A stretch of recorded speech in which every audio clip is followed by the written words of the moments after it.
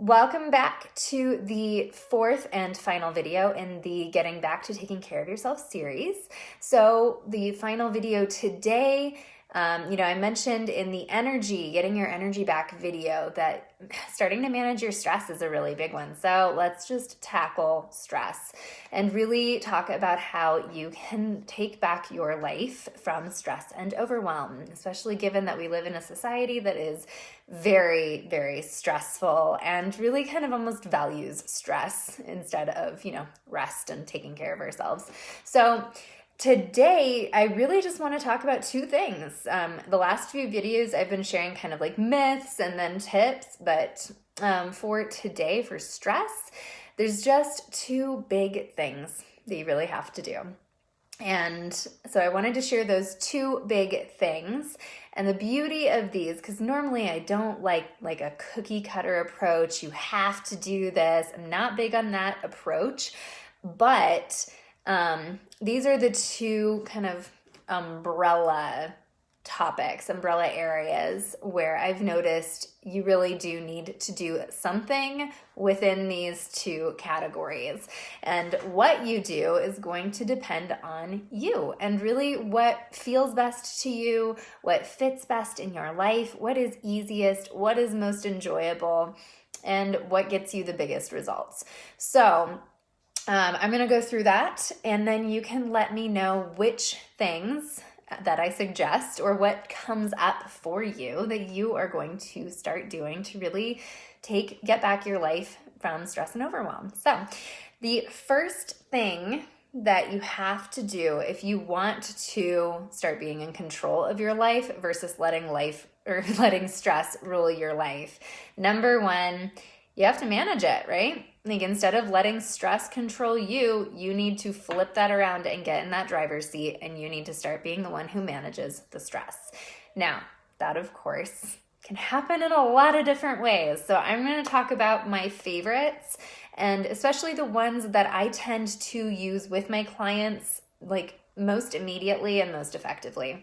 So big one here is actually starting to plan your time, because if you are not aware of how much time you have and what all needs to happen in that time, you're never going to be in control of your life. So at like some level of planning does need to happen. You could get really into planning, like get a planner and like diligently plan every single day, every single week.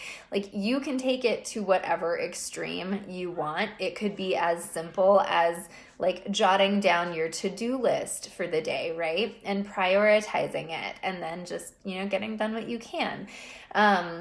Or again, you can take it to the other extreme and just get like really, really protective of your time. That's how I'd prefer to think of it instead of being like, obsessive. But what works for you, right? Start with what works for you. And the big thing on this too is, especially when you are in this like fight or flight mode where you really are, you're trying to take these very first steps to taking back your life from stress, the small actions are going to be the most important. Like the 5-minute things, the tiny actions that you're 90 to 100% confident you can do. Even if it feels like it's really small and insignificant, simply taking that action and then doing it on a daily basis is going to make a world of difference. So for managing your stress, that's the big number one thing you've got to start doing, is actually managing it, getting in the driver's seat. So that can look like planning. And involved with planning too. Like really planning is probably the best thing that you can start with, really taking control of how you spend your time, right? And really building an awareness of what time you have, what all is on your plate, right? So time as well as tasks and to-dos, right? What can you delegate? So prioritizing is huge, because you will never have enough time to do everything that you want to do. And so the big question is, what really is the highest priority? And this one is like not just what has to get done soonest, earliest, soonest. I don't think soonest is a word, but what has to be done, like immediately, right? Like what has a deadline coming up? Those are things that sure you do need to prioritize, but you also want to make sure you're prioritizing those things that actually move you closer towards your overall goals. So That is a skill that you will develop the more you work on planning. So just start thinking about that though. Start thinking about like, okay, so I have this huge to-do list. You're never going to have the time and energy to get through the whole thing. So how can we prioritize it, right? What are the things that truly do need to get done, and which things would be most meaningful and impactful to you to get done? Also setting those boundaries, right? Especially, this is a great one for when you start getting those skills down of being like, okay, I have a better idea of how much time I have. I have a better idea of what all I need to do. So then you can start setting those boundaries of like, I recognize this is the limited time I have. I recognize this is the limited energy I have. And now I can say no to these things. So setting boundaries as well as just saying no more often are huge. Like just take things off your plate, right? Release those things that do not have to happen immediately and that do not have really any like positive impact on your life and your goals, right? If it does not have to get done right away and it's not benefiting you, then put it aside or delegate it to someone else, or just say, you know what? I'm not even going to worry about that. It is off the plate. It is off the to-do list. It is on my to-don't list. Make it to-don't list. That's a good one. All right. And then finally, within the umbrella of starting to manage and take control of your stress, creating that intentional plan and setting intentional goals, right? That's a huge one, because you really want to start shifting yourself out of this being in respond, like fight or flight, and just react to whatever's going on, put out the fires as they come, right? You want to get out of that mode. That mode's still going to happen sometimes, especially if you're a parent or working in a busy place, right? But you want to get out of that mode and into more of this, I am choosing how to spend my time. I am choosing what I'm spending my time on, and I am choosing how I react to my life, right? So it's a far more intentional space to be in. Again, these all take practice, so don't expect yourself to be perfect at it, but it makes a world of difference when you start just doing it even for 5 minutes at a time, right? So let me know what comes up for you on that one. If you're like, I don't want to plan, let's talk about that one. I am always super curious about why people have such an aversion to planning. And I'm not a huge planner, to be honest. I do really like to be able to go with the flow, but it's kind of that concept, especially that I really started respecting this concept more after having kids, of like, you have to have some level of structure, some level of maybe discipline, and some level of intentionality that acts as your foundation that will actually ultimately give you that freedom to be able to go with the flow more often. Because I imagine the go with the flow that you might be imagining is not just put out all the fires as they come up and then go, oh my gosh. Like, that's not going with the flow. That's just stress, right? So let's not confuse the two.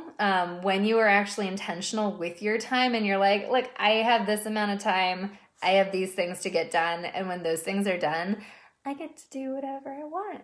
Yay! Like, that's a lot more go with the flow, if you ask me. So let me know where you stand with planning. If you struggled with it too, this is a great time to get in touch with me. This is something I work with my clients in depth. I love getting to know your lifestyle and getting to know all the things that go on in your life and helping you actually put this into action.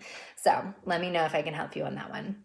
Okay, the other big thing, the second thing that you have to do if you want to get your life back from stress and overwhelm, is you need to build your resilience to stress. Because at the end of the day, there's only so much we can manage your stress. There's only so much we can decrease the stress in your life. At the end of the day, we live in a very stressful society, where there's a lot of stressful things that happen outside of our control.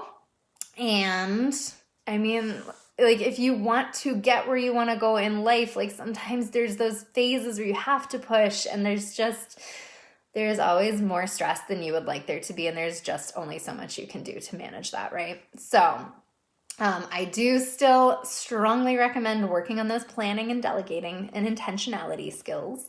But for building resilience, this is perfect, especially this is kind of how a lot of my clients have been able to feel like their overall stress levels have gone down, even though they never actually changed anything about their schedule. Like their schedule never actually got less stressful. Like they didn't change jobs. They didn't totally reorganize their entire lives, but they just feel less stressed. And that's a really magical thing. And that's something you can definitely do too. So the big things on that, going back to the energy, getting your energy back video, any of those strategies actually work really well because not only are they boosting your energy, but they're also going to help you better manage stress, especially breathing. Creating these little pockets during your day where you can rest and reflect and recover, where you can take time to do actually like de-stressing activities, right? So those are always really good. Anytime you can get outside more, always good. The light is wonderful. Nature is healing. It helps just take away some of the stress and really help you ground into everything that is going on for you, help you process it, right? Creating more of a Zen environment, like maybe just getting your house clean and creating a structure and a system where your house can stay cleaner, right? What is going on in your environment can often feel like a reflection of what's going on in here. So if you can keep your space more clean, in here is going to feel more clean. So there's that. Or even just like actually creating oh goodness, my kids. Wow. Sorry guys. So creating a space that actually feels very calming can be huge. So, and then building that mind-body awareness is massive. Actually being aware of how stress is affecting your body is huge. And that way you can also, like when you start being aware of it, right? So you start actually recognizing when stress is mounting. You can take a moment and be like, pause, I'm gonna breathe. Get that oxygen back to your head. So then instead of just reacting, you now get to take a quick second and now you get to choose how you respond. And that alone, being able to feel in control of how you're responding makes a world of difference. So being aware of how you react and then intentionally choosing how you want to react are a big, amazing skill to start practicing. That is one too. I take my clients through this step by step because it's hard to go from like just reacting into actually being intentional. Like you don't just make that jump. It takes a little practice. So let me know if I can support you on that one. And then breathing, meditating, getting okay with just not doing for a little bit. That's a really big one. And it's kind of a break from what society values, right? Like you're only valuable if you're doing, but that's not the case always.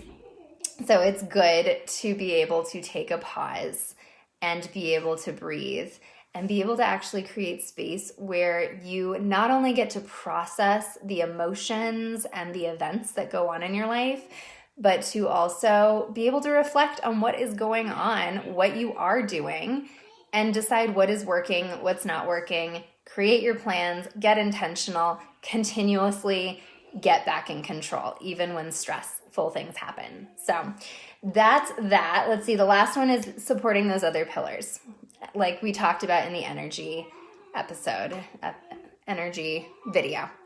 So if you can move a little bit, if you can eat healthful foods that support you mind, body, and soul, if you can support your energy, those are all going to go a really long way to helping you actually build this resilience to stress. So stress just doesn't phase you like it used to. So that is it on the stress. Go ahead and go start working on these. Let me know which one you're going to start with. And be sure to come back and share how this works out for you in the group. So that's it for today, guys. Bye.